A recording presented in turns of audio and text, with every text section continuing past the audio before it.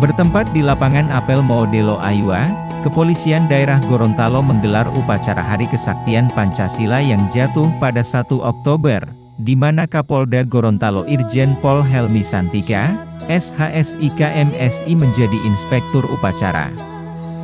Sabtu, 1 Oktober 2022.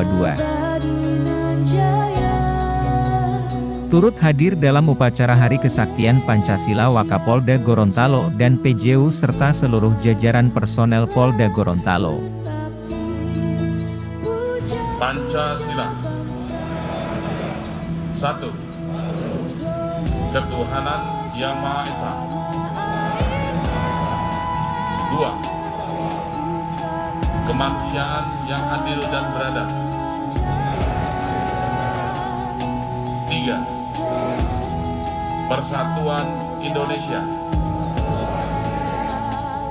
4. Kerakyatan yang dipimpin oleh hikmat kebijaksanaan